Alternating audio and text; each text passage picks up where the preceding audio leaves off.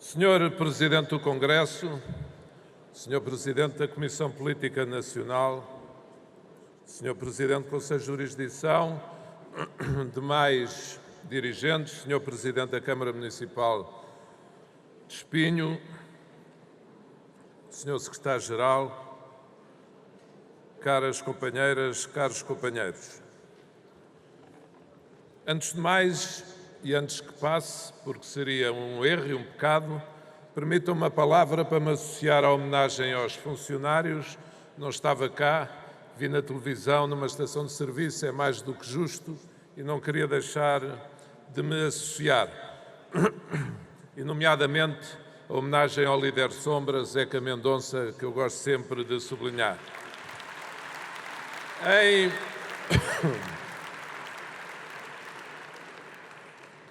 E a esse propósito, permitam-me evocar aqui, nem todos o conhecerão, mas o Joaquim Luís, que acompanhou muitas campanhas, trabalhou muito para este partido, nomeadamente dirigindo o som, partiu anteontem e deixa uma saudade grande. Ele participou connosco em muitos combates, conheci-o através do Pedro Pinto, partiu novo aos 60 anos, que descanse em paz.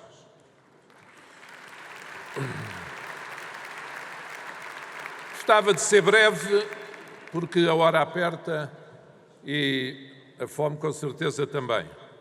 Mas queria dizer que não tenho nada que agradecer por estar aqui presente. Era o que faltava que não estivesse. E permitam-me, de qualquer modo, já que o fizeram, sublinhar aqui 2 ou 3 razões. Em primeiro lugar, e como sabem, neste momento exerço um novo mandato na Misericórdia de Lisboa, nomeado por um governo onde não está o partido a que pertenço, e mal seria e mal pareceria que no congresso do meu partido eu não estivesse presente depois de ter aceito essa nomeação.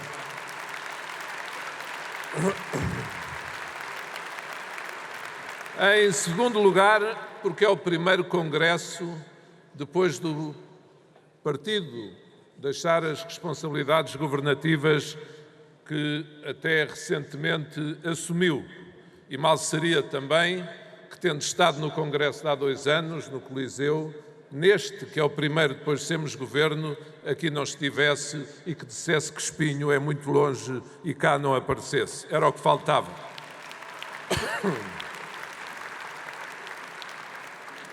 Em terceiro lugar, gostava de referir uma razão prosaica. Pensei se ofuscaria o presidente do partido. E olhei-me ao espelho e perguntei aos meus familiares e disseram: não corre esse risco de todo, pode ir à vontade. E cá estou com todo o gosto.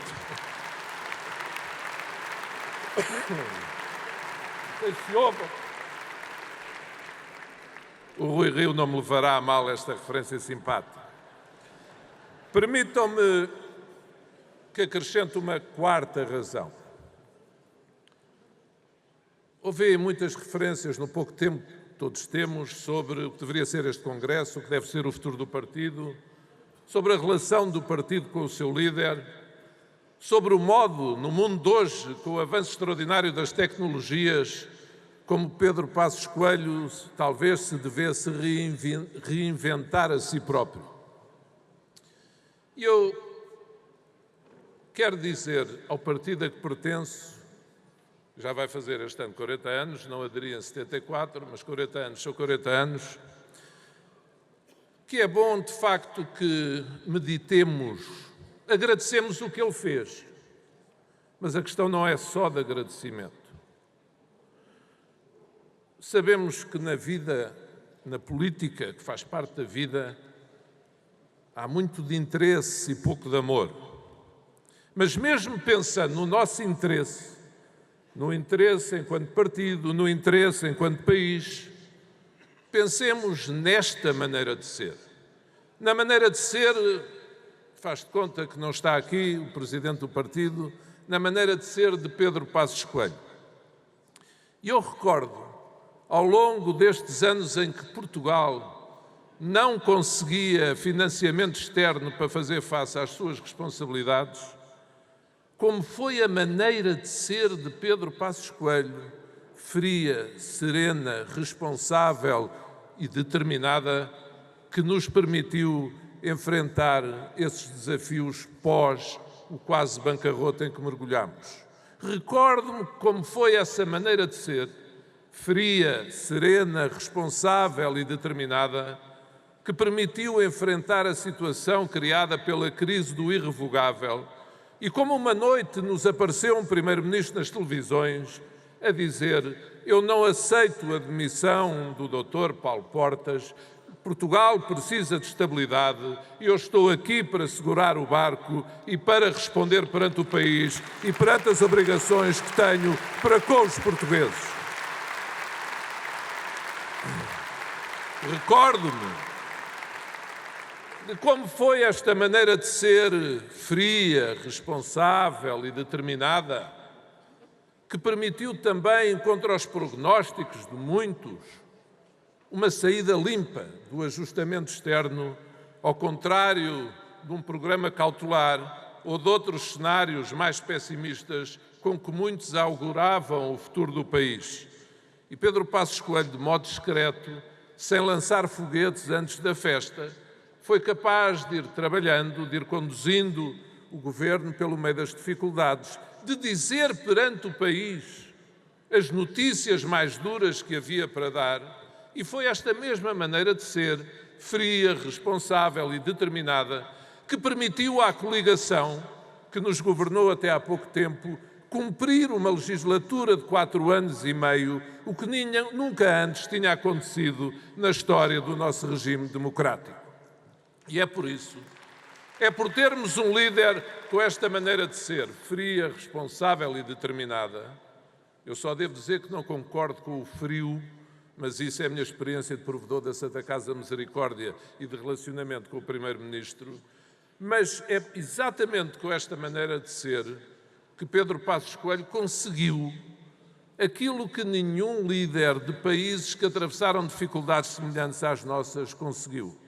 Foi ele que teve o melhor resultado em eleições legislativas, ganhando-as depois de um programa de austeridade extremamente difícil, cometendo uma proeza absolutamente extraordinária.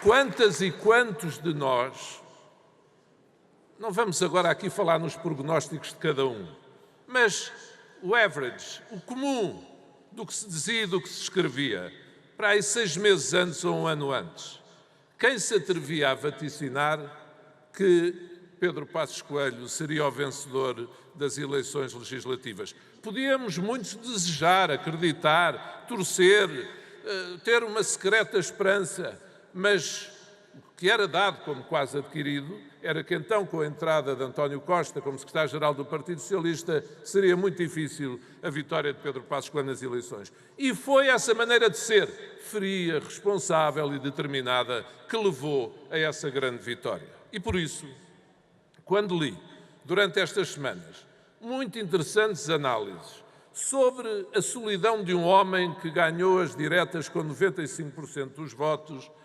quedei comigo a pensar. E quando ouvi algumas declarações de militantes do PPD-PSD, atenção, gostei muito de ouvir o que ouvi aqui nesta tarde, ver as pessoas que se anunciam, ver as realidades do presente, esperanças do futuro. Não sou indiferente a nada disso. Vi as movimentações, fez-me saudades, conheço esta dança das inscrições, as marcações, tudo isso é lindíssimo de se ver para quem gosta de política, a política que vale a pena e nobremente feita e com respeito pelos adversários. Mas isso é uma coisa. Outra coisa é passar pela cabeça de alguém, seja agora, seja daqui a 2 anos, fazer-se no interior do partido aquilo que censuramos e tem sido censurado, que tenha sido feito no país, no Parlamento, em relação à pessoa que ganhou as eleições legislativas. Isso passa pela cabeça de alguém?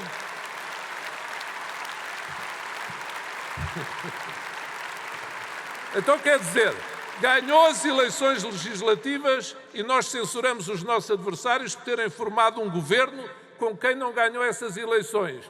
Cá dentro, sabemos que ganhou as legislativas, ganhou as eleições internas e dizemos assim, não ganhaste, mas estás muito só. Portanto, agora ou daqui a 2 anos ou 3, já vão em 3 anos, não sabemos se serás o homem indicado. Foi isso que eu lhe disse no dia das eleições. Tivesse havido ou não alternativa para candidato a presidente do partido, o meu voto seria em Pedro Passos Coelho. Não só por gratidão, mas por acreditar no futuro de Portugal.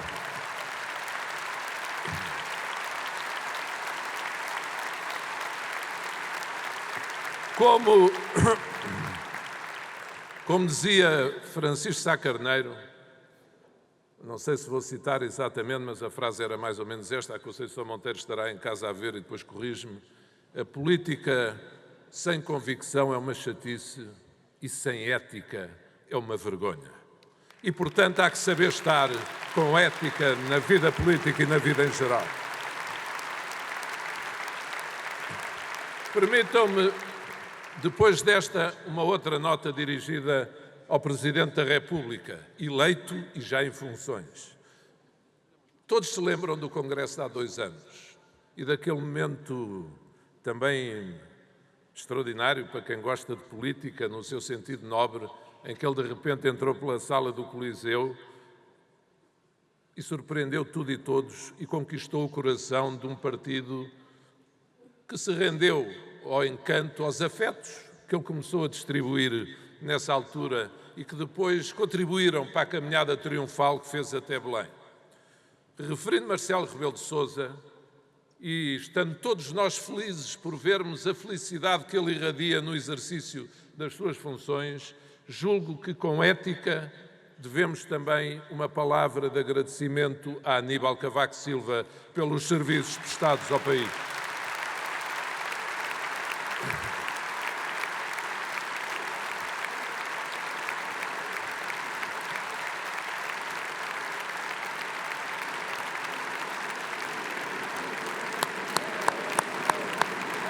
PSD, PSD, PSD, PSD.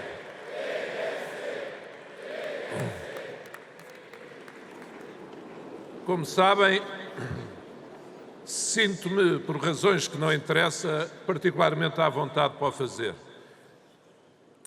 Aníbal Cavaco Silva foi Presidente da República em circunstâncias dificílimas. No primeiro mandato, fundamentalmente com o governo José Sócrates e depois no segundo mandato com a crise que todos conhecemos. O país um dia há de fazer o registro dos seus serviços também na Presidência da República, com mais distância e mais serenidade. Mas há um registro que não podemos deixar de fazer. É que quantas vezes terá sido dito também nestes meses que por causa do modo como Cavaco Silva exerceu a presidência, seria impossível ser eleito outro presidente daquilo que eles chamam a direita. E não é por Marcelo Rebelo de Sousa ser muito diferente de Cavaco Silva, como ser humano, ou por ter marcado o seu próprio caminho durante a campanha eleitoral e mesmo depois dela. É porque, certamente, os portugueses, no seu íntimo, compreenderam que aquilo que se dizia era um exagero, não era verdade. E por isso mesmo, neste momento, temos na história da Presidência da República em democracia 2 presidentes do PPD-PSD e 2 presidentes do Partido Socialista, continuando a manter e a acreditar, e que é um facto, na independência do general Ramalhianes, apesar de ter ajudado a criar um partido a partir da Presidência da República. 2-2, depois um dia haverá alguém com certeza que desempatará, vamos ver qual será o resultado. Mas falei no partido criado por Ramalhianes a partir de Belém, não foi por acaso. É uma referência ao governo atualmente em funções. Foi uma surpresa para todos. Foi uma surpresa para o sistema político português. Causou um estado de choque no país. Causou a crispação de que fala e tem falado Marcelo Rebelo de Sousa. Mas lembremos esse PRD. Lembremos 1985 e lembremos os que já viviam na altura, os que eram maiores, os que estudaram a nossa história, mesmo sendo mais novos, Como Sá Carneiro disse sempre, desde 78, 79, depois 80, 81 principalmente, que vinha aí uma nova força política a partir de Belém. Como lhe chamavam lunático, mas ele disse, e curiosamente, essa força apareceu, o PRD, em 85. E o que é que aconteceu em função e fruto do aparecimento dessa força política? Cavaco Silva, em 85, ganhou as eleições, como nos lembramos, 29%. PRD, o PS teve cerca de 20%, o PRD cerca de 16%. E foi o aparecimento desse PRD que nós combatíamos muitíssimo e com toda a razão, mas foi o aparecimento dessa realidade política que mais tarde, com o voto da moção de censura em 87, com o voto errado na perspectiva deles do PRD, que deitou abaixo o primeiro governo de Cavaco Silva, que foram conseguidas depois as maiorias absolutas de 87 e de 1991. Quer isto dizer o quê? Esta realidade que se opõe ao PPD-PSD hoje em dia, esta novidade no funcionamento do sistema político, pareceu-nos fonte de todos os males e pareceu-nos uma péssima notícia para o sistema político. Mas a virtualidade da democracia é mesmo essa. Mesmo estes fatores que perturbam ou que são indesejados para muitos, contêm virtualidades que não podem ser ignoradas. E, portanto, o combate que o Presidente do Partido ontem aqui anunciou, com a demarcação de águas, que é compreensível, com a capacidade de dizer, não, nós reconhecemos que aquela maioria até está a trabalhar de modo consistente. Eles estão lá. E como eu aqui há umas semanas escrevia, o PC e o Bloco de Esquerda agora já não podem dizer que não tem nada a ver com isto. Não, não. Eles votaram a favor do orçamento, eles assumiram a política que está em funções e, portanto, eles estão colados ao Partido Socialista para o que der e vier e não vale a pena dizerem que não. Por isso mesmo, é duro.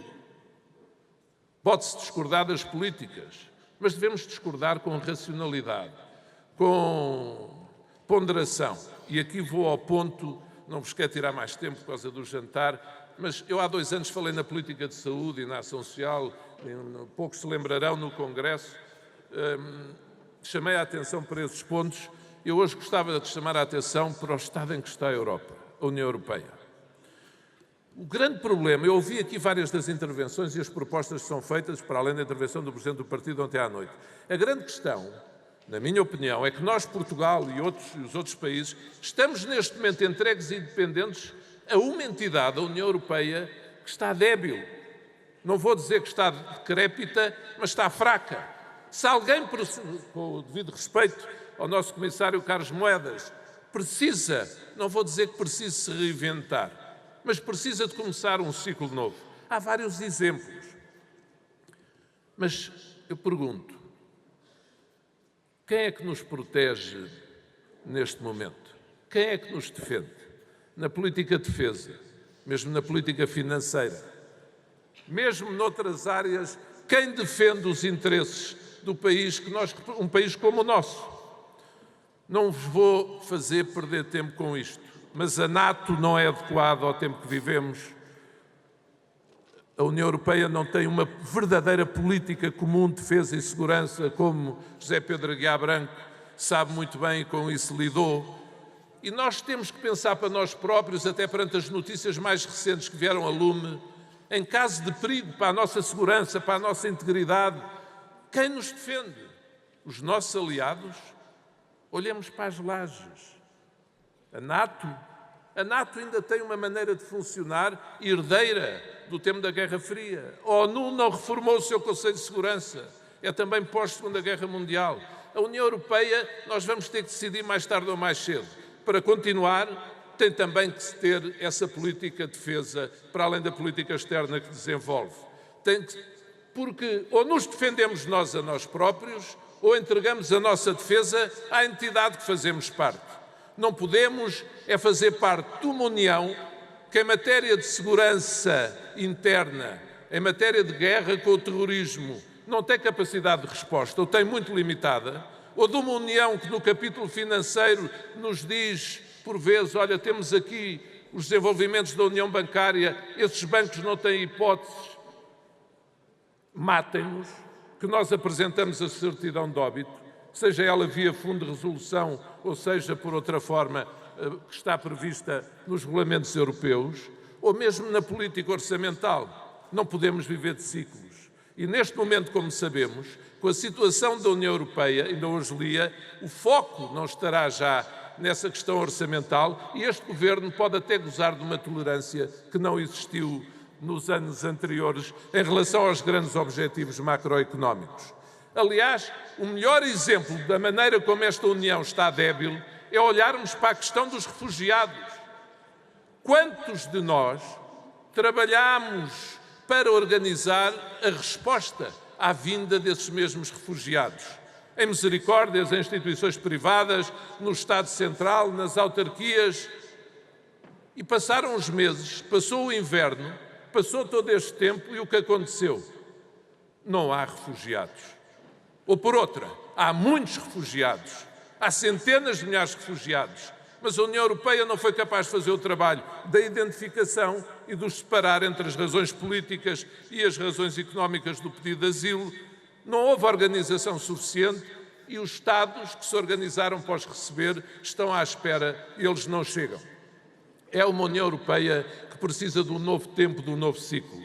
E é isso que o PPD-PSD, agora na oposição, tem de ajudar a criar. E por isso eu diria, para além das prioridades que o Dr. Passos Coelho enunciou, temas como da inovação, onde o Carlos Moedas está a fazer um grande trabalho na sua pasta na Comissão Europeia, da assunção do que se passa no turismo em Portugal como motor da alavanca económica, também assumindo a prioridade na área da cultura, que o PSD não pode secundarizar, são áreas que temos que ter sempre presentes no nosso discurso, na nossa prática, na nossa ação.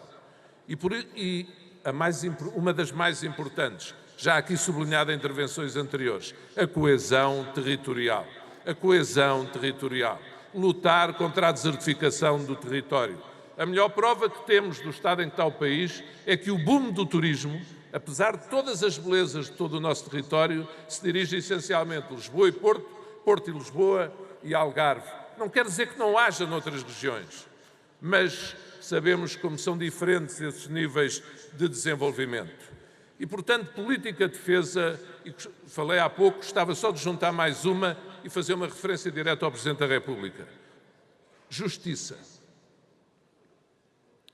Eu não sei se as mulheres e os homens de Portugal estão satisfeitos com o que se passa na área da justiça em Portugal. Aqueles que acreditam no Estado Democrático de Direito. Aqueles que no PPD-PSD dizem que Francisco Sá Carneiro é um exemplo a seguir. Eu estou convencido, detesto, como diria o Miguel Veiga, não falem por Sá Carneiro. Não estou a falar por ele. É um feeling. Estou convencido que se ele estivesse entre nós, essa seria uma batalha prioritária dele. Fazer respeitar as regras, os valores, os princípios com que deve funcionar um sistema de justiça no Estado Democrático de Direito, respeitando sempre a dignidade da pessoa humana e, naturalmente, os valores da civilização a que pertencemos. E, portanto, estas são áreas com que temos de lidar para desenvolver um trabalho que possa levar a ajudar à construção de um tempo novo. Porque Nisso Sampaio da Nova tinha razão. Este é mesmo um tempo novo. Não foi ele que o criou, nem foi ele que o vai ajudar a criar, mas devemos respeitar os adversários. Com Marcelo Rebelo de Sousa na presidência, com o sistema partidário como está, começou um tempo novo. E por isso aplaudo a proposta de Pedro Passos Coelho de, aproveitando este momento, não é fácil conciliar oposição ao Governo com o trabalho nas questões de regime, revisão do sistema eleitoral, pois muito bem, eventualmente até aperfeiçoamento da Constituição. Seria o tempo ideal para tratar destes assuntos. Estamos no início de uma legislatura. Sá Carneiro sempre soube distinguir muito bem esses planos. E eu hoje, que já falei de Sá Carneiro mais vezes do que gostava, queria dizer que noto, às vezes até, naquilo que considero a teimosia de Pedro Passos Coelho, parecenças muito curiosas com a maneira de ser e de estar na política. Até nas listas que aqui ouvi anunciar há pouco. Pedro Passos Coelho é o que é quem é, tem o seu caminho e é por esse caminho que vai. Eu costumava dizer de Sá Carneiro que era um consolo trabalhar com ele. Podíamos estar 2 meses ou 3 no estrangeiro, quando voltássemos, tínhamos a certeza absoluta de onde é que ele estava. Qual era a estrada dele, qual era o caminho estratégico, que ali gritassem o que gritassem, não havia mudança. Ele acreditava no que acreditava e por ali ia. Hoje em dia, há por aqui um senhor, algo parecido, não estando a fazer parecenças abusivas, cada um é o que é, Sá Carneiro é para nós o que é, Pedro Passos Coelho ainda tem que trabalhar muito para chegar a esse ponto, mas eu admiro a convicção, até quando não concordo. Há áreas, se calhar, em política europeia, eu sou mais cético do que ele. Paciência, mas não é por não concordar. Em algumas áreas que eu passo a achar digno ou merecedor de um qualquer tratamento menos agradável.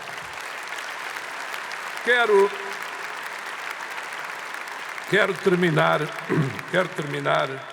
desculpem a rouquidão, dizendo foi um gosto estar aqui.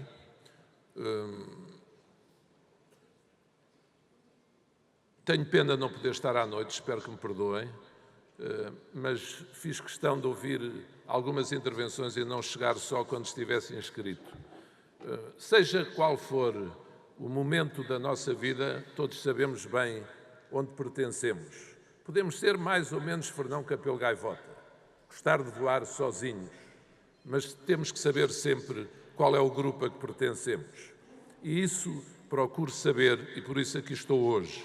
E tenho pena que todos aqueles que no tempo em que fomos governo e que não apareceram em congressos porque diziam que não queriam prejudicar a atividade governativa, mas que sempre teceram críticas durante esses anos às opções do PPD-PSD, não tenham tido a disponibilidade para estarem aqui hoje. Porque quem arranja tempo e que ninguém tome isto como qualquer crítica excessiva no plano pessoal. Como gostam de dizer, são questões políticas. Quem arranja tempo para estar em comícios com os partidos da esquerda radical na aula magna também tem que saber estar, muito mais tem que saber estar, no congresso do seu partido.